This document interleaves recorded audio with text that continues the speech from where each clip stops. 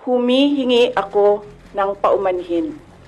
Patawad kung tinulungan ko mahalal si BBM.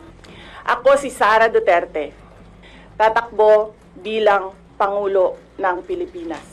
Mas dapat niyang inunang humingi ng tawad sa taumbayan, lalong-lalo na sa mga biktima ng EJK. Dapat niya rin pong ihingi ng tawad at nakalimutan niya nang siya ay magsabing mayroon siyang kilalang assassin at handa siyang magpapatay. Dapat po rin niyang ihingi ng tawad nang tinanggap niya ang pagiging sekretary ng DepEd kahit inamin niya na wala siyang kaalam-alam sa pagiging sekretary ng DepEd. Hindi na tayo nagulat sa pagdedeklara ni VP Sara ng pagtakbo sa pagkapangulo sa 2028. Karapatan naman niyang magdeklara kahit napakaaga. Tulad ng karapatan din ng mga Pilipino na singilin siya sa mga seryosong aligasyon ng katiwalian at paglabag sa batas na panawagan na po natin noong 2024 pa. Mas magandang harapin at sagutin muna niya ang mga ito bago ang ambisyon na maging Pangulo ng Pilipinas. Assalamualaikum warahmatullahi wabarakatuh. Madayaw ug maayong adlaw kaninyong tanan. Magandang araw sa inyo lahat. Proverbs 19 verse 21 states, "Many are the plans in a person's heart, but it is the Lord's purpose that prevails." It took me 47 years to understand that my life was never meant to be only mine. Unlike others, I may not have been born just to chase happiness.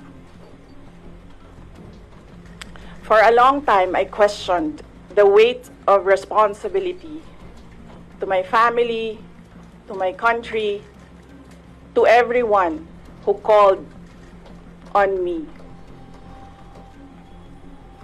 Today, I have peacefully accepted that my life is unlike any other.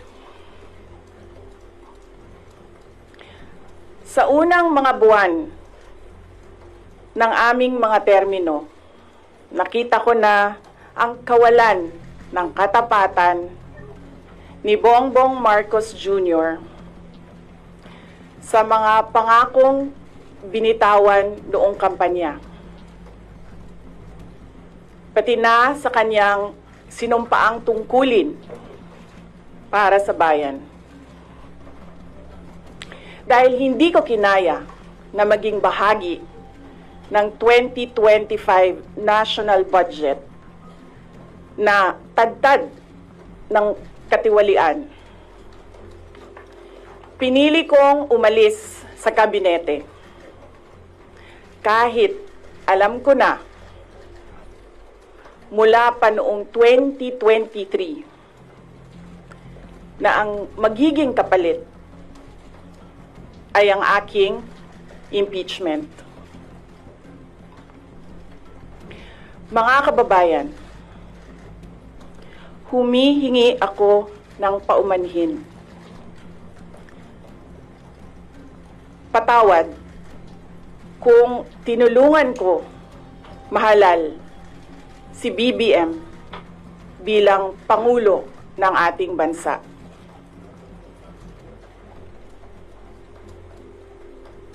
Patawad kung hanggang ngayon ay marami pa ring Pilipino ang nalulunod sa baha ng dahil sa malawakang korupsyon. Patawad kung lantaran ang pang-aabuso ng ating mga institusyon para sa pansariling interes ng mga politiko. Patawad kung patuloy ang pagtaas ng presyo ng mga pangunahing bilihin habang nananatiling kapos ang kita ng bawat pamilya. Patawad. Kung wala man lang tayong tunay na seguridad sa pagkain. Patawad kung may nagkakasakit at binabawian bigla ng buhay dahil sa kakulangan ng maayos at epektibong healthcare system. Hindi ako kailanman natakot sa pagsira nila sa pangalan ko. Ngunit, may takot ako para sa ating mga anak. May takot ako para sa susunod na henerasyon.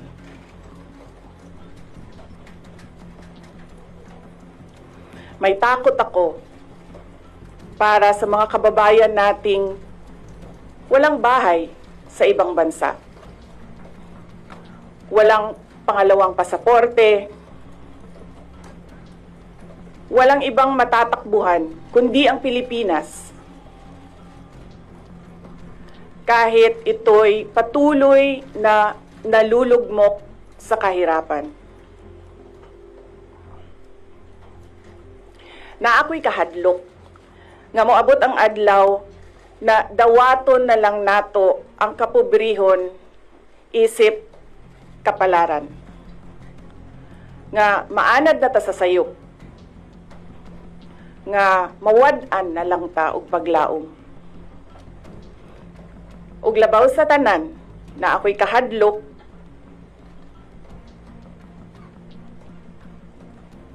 nga moabot ang adlaw nga wala na tay Pilipinas nga ikahatag sa atong mga anak. I cannot kneel before each and every Filipino to beg for forgiveness. Instead, I offer my life, my strength, and my future in the service of our nation. Mga kababayan, ibalik natin ang tapang at malasakit para sa Diyos, sa bayan, at para sa bawat pamilyang Pilipino. Ako si Sara Duterte, tatakbo bilang Pangulo ng Pilipinas. Syukran. Any questions? First question. Next time na ang question. Oh. Thank you. Oh. Morning. Iniwan ko kay JC yung kabuuan ng speech. Ano reaction? Sir, kukunin ang busy. Ano hindi, yun ang BP ko, si Aimee. Ano open kayo na maging running mate? Hindi po, si Aimee ang gusto ko man. Ano ako Sara Aimee ako. Aimee as VP, sir? Yun ang tinutulak niyo? You think, sir, handa ang Pilipino sa parehas na babaeng leader ko? Panahon na para maramdaman ng mga Pinoy ang girl power. Sir, yung Sara Aimee tandem, napag-usapan nyo na po yan sa business. Wala, ako lang yun. Baso kayo, sir. Actively, sir. Isusunod nyo po actively. Oo, lahat. Kapag umiikot ako sa ibang bansa, yung lagi sinasabi ko, gusto ko talaga Sara Aimee. Reconciliation ako. Sir, ang pag-meeting sa minority, may focus po, may meeting yung minority. Lagi naman kami kasi ngayon parang Monday, di ba? Para kasi ano tayo no?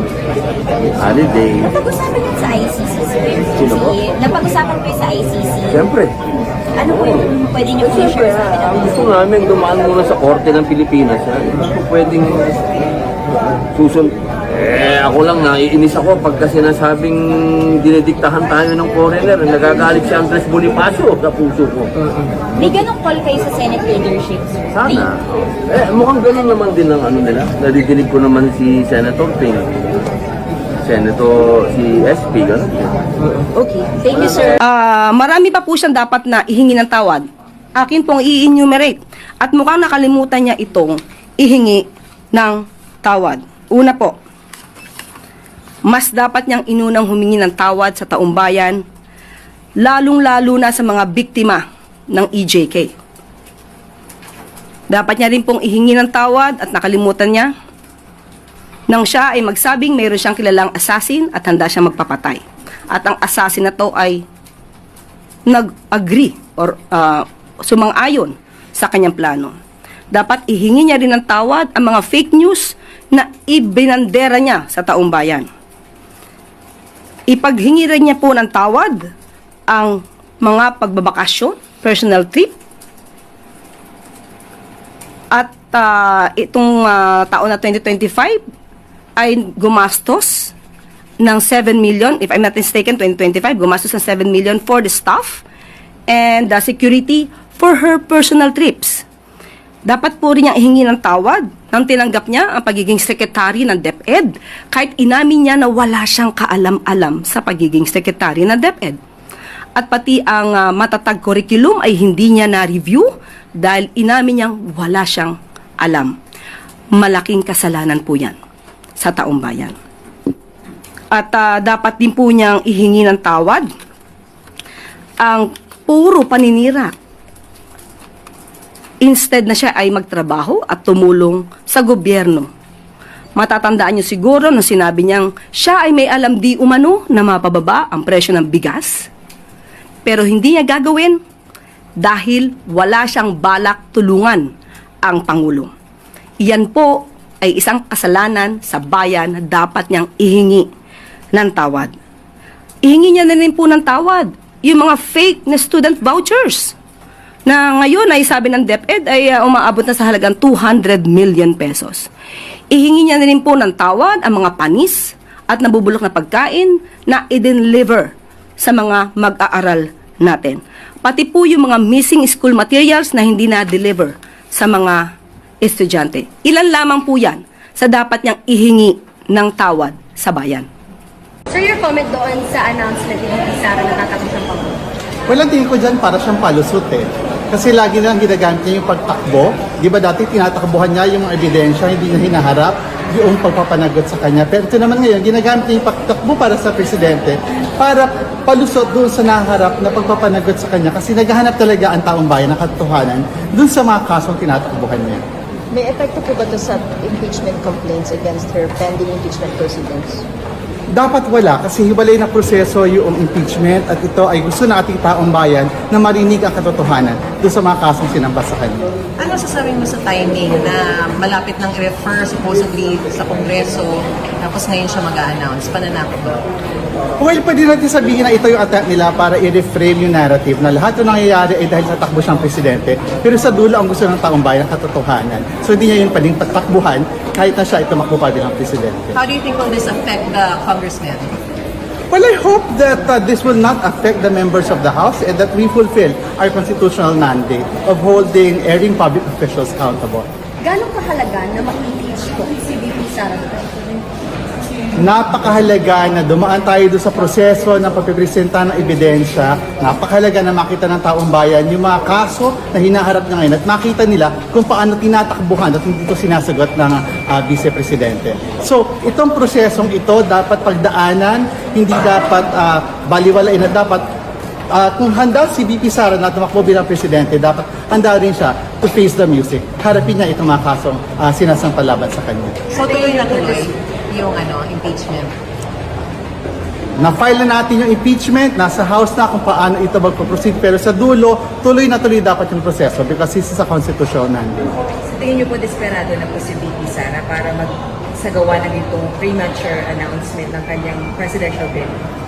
Well, sa dulo naman ako, tingin ko dati pa na merong pag-iwas talaga doon sa accountability. At isa na naman itong mechanism para makaiwas sa accountability, para maiba yung usapan, isa siyang palusot. What are your fears po sa posibleng panibagong Duterte regime?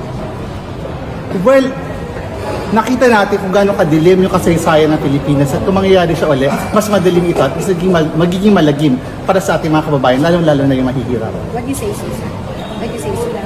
Because we've seen how the Dutertes wage a war against the poor, and I'm sure that if they'll be able to return to power, mas malala pa yung mangyayari sa ating bansa. It's a distraction. No? Supposedly, ang taong bayan, ang mga kongresista, ang mga ahensya ay naka-gear, no, na i-pursue ang pananagutan hanggang sa dulo nito. Pero meron ngayong nilabas na announcement that is premature and providing intention na may higher ambitions si VP Sara Duterte.